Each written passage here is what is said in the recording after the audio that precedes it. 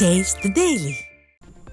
தேசிய பெண் குழந்தைகள் தினமான இன்று தமிழகத்தில் அரசு பள்ளியில் மாணவிக்கு பாலியல் தொல்லை கொடுத்த அவலமும் 15 வயது சிறுமி கர்ப்பம் தரித்த அவலமும் அரங்கேறியிருக்கிறது.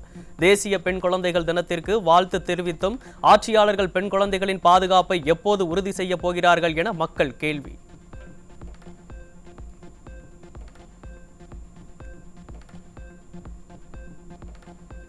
திண்டுக்கல் மாவட்டம் நத்தம் அருகே அரசு பள்ளி மாணவிக்கு பாலியல் தொல்லை கொடுத்த ஆசிரியர் போக்சோவில் சிக்கினார். வேலியே பயிரை மேய்ந்த கதையாக ஆசிரியர்களே மாணவிகளுக்கு பாலியல் தொல்லை கொடுப்பதால் பெற்றோர் அதிர்ச்சி.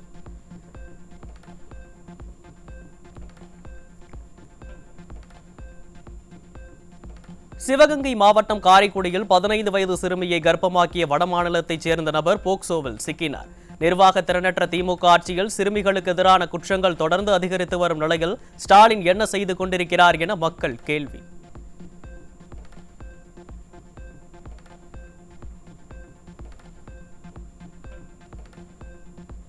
புதுக்கோட்டை மாவட்டம் கீரமங்கலம் பகுதியைச் சேர்ந்த 10ஆம் வகுப்பு மாணவியை பாலியல் வன்புணர்வு செய்த இளைஞர் போக்சோவில் சிக்கினார்.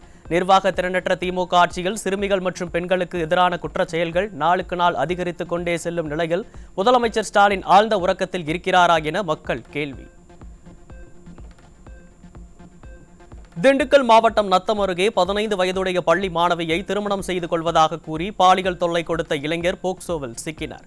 நிர்வாக திறனற்ற திமுக ஆட்சியில் பள்ளி மாணவிகளுக்கு எதிரான குற்ற செயல்கள் தொடர்ந்து அதிகரித்து வருவதால் மாணவிகளை பள்ளிக்கு அனுப்ப பெற்றோர் அச்சம். கடலூர் அருகே 17 வயது கல்லூரி மாணவிக்கு பாலியல் தொல்லை கொடுத்து போக்சோவில் சிக்கிய காமுகன் மேலும் பல பெண்களை மிரட்டி நகைப்பணம் பறித்தது அம்பலம். ஸ்டாலின் அரசின் செயலற்ற தன்மையால் பெண்களுக்கு எதிரான குற்றங்கள் அதிகரித்து வருவதாக மக்கள் ஆதங்கம்.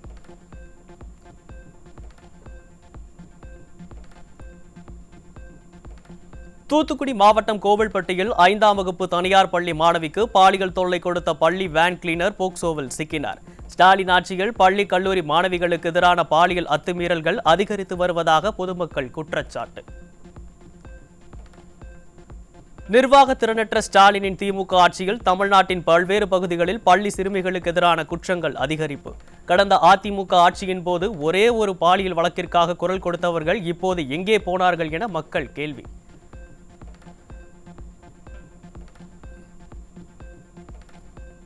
சேலம் மாநகரில் கல்லூரி மாணவர்களை குறிவைத்து விற்பனைக்காக வைக்கப்பட்டிருந்த 7,900 போதை மாத்திரைகளுடன் 40 கிலோ புகையிலை பொருட்களும் சிக்கியது. போதை மாத்திரைகளை விற்பனை செய்த 9 பேர் சிக்கியுள்ள நிலையில் எத்தனை மாணவர்கள் போதைக்கு அடிமையாகி வாழ்க்கையை தொலைத்தார்களோ என மக்கள் அச்சம்.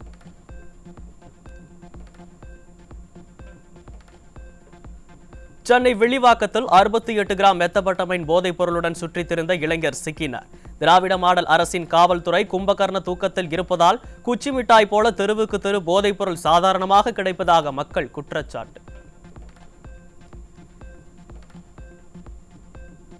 சென்னையில் பல்வேறு பகுதிகளில் ஐடி ஊழியர்கள் கல்லூரி மாணவர்களுக்கு மெத்தபட்டமைன் பொருள் விற்பனை செய்த ஆந்திர மாநிலத்தைச் சேர்ந்தவர் சிக்கினார். டெல்லி மற்றும் உத்தரப்பிரதேசம் ஆகிய மாநிலங்களில் இருந்து போதைப் பொருட்களை வாங்கி விற்பனை செய்த நிலையில் எத்தனை பேரின் வாழ்க்கை சீரழித்தோ என மக்கள் அச்சம்.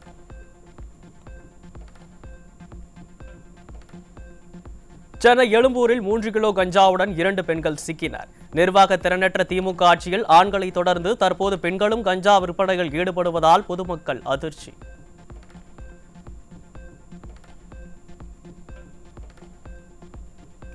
வேலூர் கொசப்பேட்டை மற்றும் பஜார் பகுதியில் சட்டவிரோதமாக பதுக்கி வைக்கப்பட்டிருந்த 80 லிட்டர் மெத்தனால் சிக்கியது பரபரப்பு. கள்ளக்குறிச்சி கள்ளச்சாராய மரணத்திற்கு பிறகும் தமிழகத்தில் மெத்தனால் புழங்குவது எப்படி என கேள்வி எழுப்பும் மக்கள் ஸ்டாலின் அரசு செயல்படாத அரசு என்பதும் இதன் மூலம் நிறுவனமாகி இருப்பதாக வேதனை தெரிவிக்கின்றனர். கிருஷ்ணகிரியிலிருந்து மதுரைக்கு கண்டெய்னர் மற்றும் காரில் கடத்திச் செல்லப்பட்ட 1900 கிலோ குட்கா புகையிலை பொருட்களுடன் இருவர் சிக்கினர். எதிர்க்கட்சித் தலைவர் எடப்பாடி கே பழனிசாமி கூறுவது போல் தமிழ்நாடு போதைப் பொருட்களின் கேந்திரமாக மாறி வருவது மீண்டும் மீண்டும் நிரூபணம். தூத்துக்குடியில் இருந்து இலங்கைக்கு கடத்தப்பட்ட இருந்த 50 லட்சம் ரூபாய் மதிப்பிலான சுமார் 3000 கிலோ பீடி இலைகள் சிக்கின. நிர்வாக திறனற்ற ஸ்டாலின் ஆட்சியில் பீடி இலைகள், போதை மாத்திரைகள், பூச்சிக்கொல்லி மருந்து, மஞ்சள் உள்ளிட்ட பொருட்கள் ஆவணங்களின்றி கடத்தப்படுவது அதிகரித்து வருவதாக பொதுமக்கள் குற்றச்சாட்டு.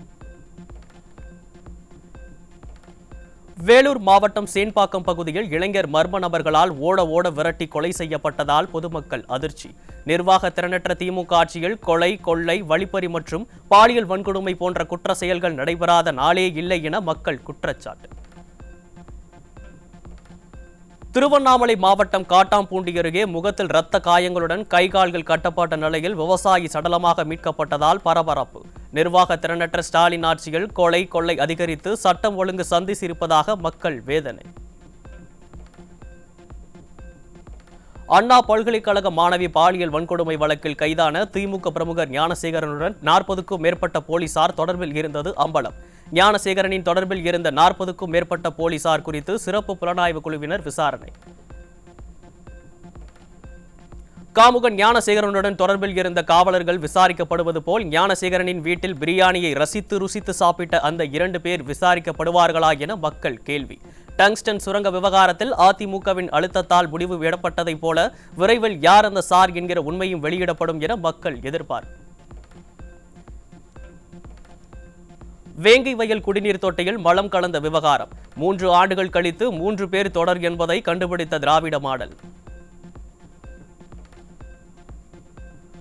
கடந்த 4 ஆண்டுகளில் கல்வி கட்டணத்தை திரும்ப வழங்க கோரி 4255 புகார்கள் வந்துள்ளதாகவும் இதன் அடிப்படையில் 25 கோடியே 46 லட்சம் ரூபாய் திரும்ப ஒப்படைக்கப்பட்டது. பல்கலைக்கழக மானியக்குழு தகவல். சேலத்தில் முதலீட்டை இரட்டிப்பாக்க தருவதாக சொல்லி மக்களை ஏமாற்றி சுமார் 500 கோடி வரை மோசடி செய்த நிறுவனம் சிக்கியது. விஞ்ஞான ஊழல் புகழ் திமுகவினரும் உத்தமர் வேடம் போடும் திமுகவினரும் இணைந்து இந்த மோசடியில் ஈடுபட்டிருப்பதாக தகவல். சென்னை கொருக்குப்பேட்டை பகுதியில் கணவன் மனைவி இடையேயான தகராறு தொடர்பாக பஞ்சாயத்து செய்ய சென்ற காவலர்கள் அடித்து உதைத்து தாக்கப்பட்டதால் பரபரப்பு. ஸ்டாலின் ஆட்சியில் நிலவும் சட்டம் ஒழுங்கு சீர்கேட்டால் காவல்துறையினர் மீது மரியாதையோ பயமோ இல்லாத சூழல் நிலவுவதாக மக்கள் விமர்சனம்.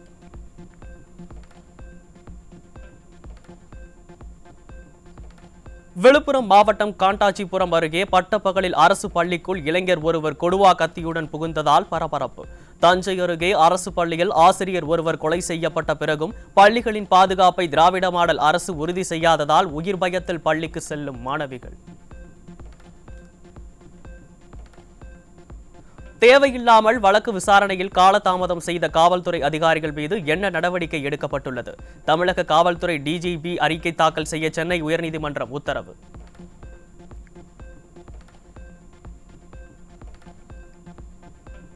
சிக்கலான குற்ற வழக்குகளை விசாரிப்பதில் போலீசார் தொடர் கண்காணிப்பு இன்றி செயல்படுவது கடமையில் இருந்து தவறுதல் மற்றும் அலட்சிய மனப்பான்மை என்றே கருத வேண்டியுள்ளது. வழக்குகளை விசாரிக்கவும் பயிற்சி அளிக்கவும் மாவட்ட மாநில அளவில் பிரத்யேக குழு அமைக்க வேண்டும் என்று தமிழக அரசுக்கு சென்னை உயர்நீதிமன்றம் உத்தரவு. போராட்டங்களுக்கு அனுமதி வழங்குவதில் காவல்துறையினர் பாரபட்சம் காட்டக்கூடாது என்று தமிழ்நாடு காவல்துறைக்கு சென்னை உயர்நீதிமன்றம் அறிவுரை. எதிர்காலத்தில் இதுபோன்ற நிலை தொடர்ந்தால் போராட்டங்களுக்கு அனுமதி வழங்க நீதிமன்றமே விதிமுறைகளை வகுக்கும் என்றும் காவல்துறைக்கு எச்சரிக்கை.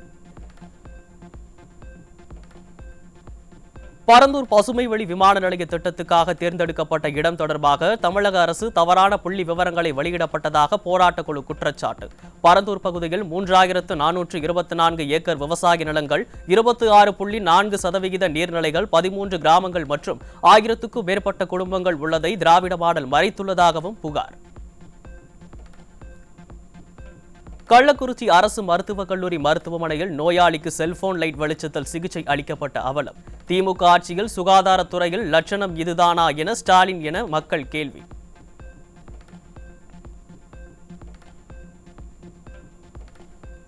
தஞ்சாவூர் மாவட்டம் கும்பகோணம் அருகே நீலத்தநல்லூர் கிராமத்தில் 10 பேர் மர்ம காய்ச்சலால் பாதிக்கப்பட்ட நிலையில் மேலும் 5 பேர் பாதிப்பு. கும்பகர்ண தூக்கத்தில் இருக்கும் நிர்வாக திறனற்ற திமுக அரசு விழிப்புடன் செயல்பட்டு முன்னெச்சரிக்கை நடவடிக்கை எடுக்க வேண்டும் என மக்கள் வலியுறுத்தல்.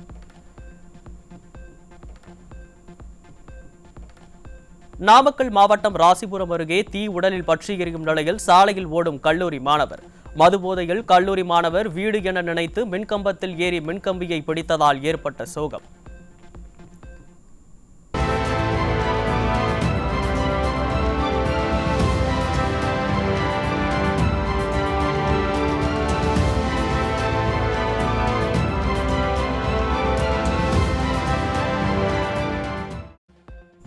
ராமநாதபுரம் மாவட்டம் பரமக்குடி நகராட்சியில் வீட்டு மனைகளுக்கு அனுமதி வழங்க ஜிபே மூலம் லஞ்சம் வாங்கிய நகராட்சி அதிகாரி சிக்கினார்.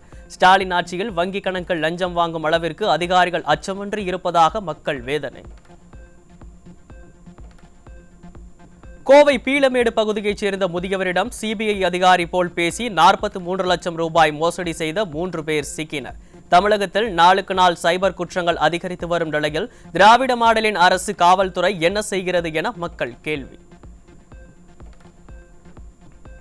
தங்களுக்கு மயான வசதி அமைத்து தர அரசுக்கு மனமில்லை என்றால் நாங்கள் அனைவரும் தற்கொலை செய்து கொள்கிறோம் என்றும் தங்கள் உடலை தண்ணீரில் வீசிவிடுங்கள் என்றும் மக்கள் ஆதங்கம். திருவள்ளூர் மாவட்டம் அரணவாய் குழாய் ஊராட்சியில் வசதி கேட்டு பல ஆண்டுகளாக அரசு செவிசாய்க்காத நிலையில் சாலை மறியலில் ஈடுபட்ட மக்கள் ஆவேசம்.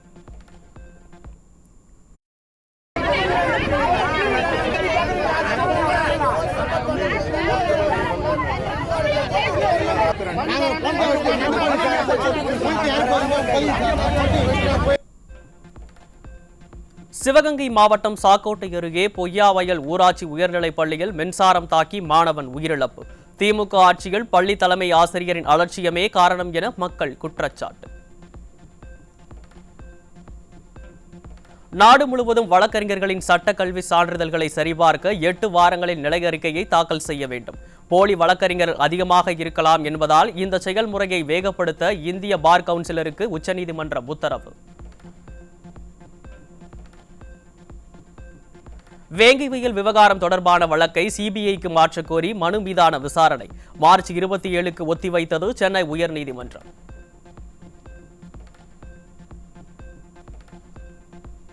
ஆம்ஸ்ட்ராங் கொலை வழக்கில் ஆவணங்களை முறைப்படுத்தி பிப்ரவரி 7ஆம் தேதிக்குள் வழங்க வேண்டும். ஆம்ஸ்ட்ராங் கொலை வழக்கில் விசாரணையை விரைந்து நடத்த காவல்துறைக்கு சென்னை உயர்நீதிமன்றம் உத்தரவு.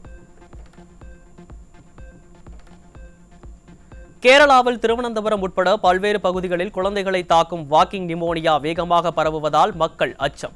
தமிழ்நாட்டில் தொற்று பரவும் முன் விடியா அரசின் சுகாதாரத்துறை முன்னெச்சரிக்கை நடவடிக்கைகளை மேற்கொள்ள வேண்டும் என்றும் மக்கள் வலியுறுத்தல். NVS-2 வழி செலுத்தும் செயற்கைக்கோளை சுமந்தபடி GSLV F-15 ராக்கெட் வரும் 29ஆம் தேதி விண்ணில் பாய்கிறது. இஸ்ரோ விஞ்ஞானிகள் தகவல். சென்னையில் ஆபரண தங்கத்தின் விலை சவரனுக்கு 240 அதிகரித்து ஒரு சவரன் 60,440 ரூபாய்க்கு விற்பனை. தங்கத்தின் விலை தொடர்ந்து அதிகரித்துக் கொண்டே செல்வதால் ஏழை எளிய மக்களுக்கு எட்டாக்கணியான தங்கம். இன்று முடங்கியது பாராளுமன்ற கூட்டத்தொடர். ஆட்சி அமைத்ததில் இருந்து ஒரு நாள் கூட முழுமையாக மக்களவையோ மாநிலங்களவையோ செயல்படுத்த முடியாமல் திணறி வரும் மைனாரிட்டி பாஜக அரசு. பஞ்சாபில் நடைபெற்று வரும் பல்கலைக்கழகங்களுக்கு இடையேயான கபடி போட்டியில் தமிழக வீராங்கனைகள் மற்றும் பயிற்சியாளர் மீது தாக்குதல். நிர்வாக திறனற்ற திமுக அரசு உரிய நடவடிக்கை எடுக்க வேண்டுமென மக்கள் வலியுறுத்தல்.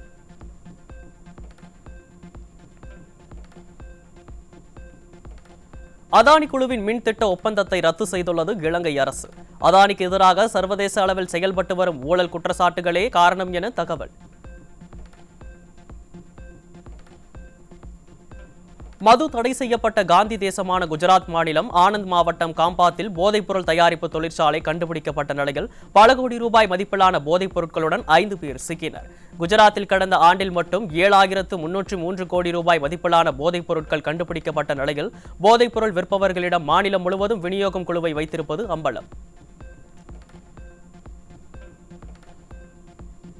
புதுச்சேரியில் கடன் செயலிகள் மூலம் கடன் கொடுப்பது போல கொடுத்து கடனாளிகளை மிரட்டி சுமார் 300 கோடி ரூபாய் வரை பணம் பறித்த மோசடி ஆசாமி சிக்கினார்.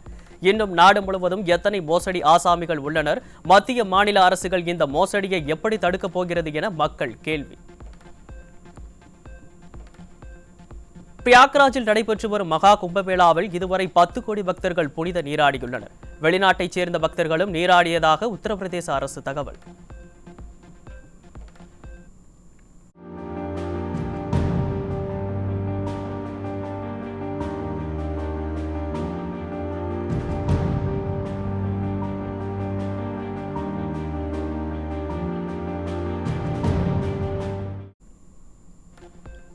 மாநிலத்திற்கு தேவையான நிதியை மத்திய அரசு ஒதுக்குவதில்லை. மேற்கு வங்க மாநில முதலமைச்சர் மம்தா பானர்ஜி குற்றச்சாட்டு.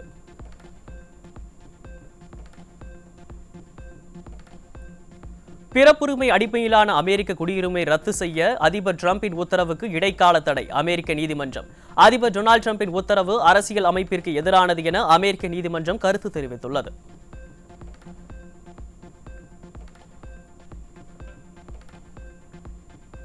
இந்தியாவில் நிலவும் பல்வேறு அவலங்களால் அமெரிக்காவிற்கு அகதிகளாக தப்பியோடிய லட்சக்கணக்கான இந்தியர்களை மீண்டும் இந்தியாவிற்கு அழைத்துக் கொள்ள ஆவலாக இருப்பதாக அறிவித்த மைனாரிட்டி பாஜக அரசு.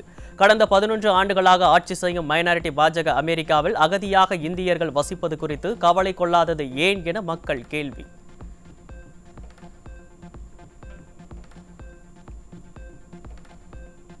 ஆஸ்திரேலிய ஓபன் சதுரங்க வேட்டை 2, துருவ நட்சத்திரம் உள்ளிட்ட 300க்கும் மேற்பட்ட தமிழ் படங்கள் ஆயிரக்கணக்கான ரிலீஸ் ஆகாமல் முடங்கி கிடக்கும் அவலம். தமிழகத்தில் நூற்றுக்கணக்கான திரையரங்குகள் மூடப்பட்டு வணிக வளாகங்கள் திருமண மண்டபங்களாக மாற்றப்பட்டுள்ளது. உரிமையாளர்கள் சிறிய படங்களை வாங்க தாங்குவதால் புதிய படங்கள் தேங்கி கிடப்பதாக தகவல்.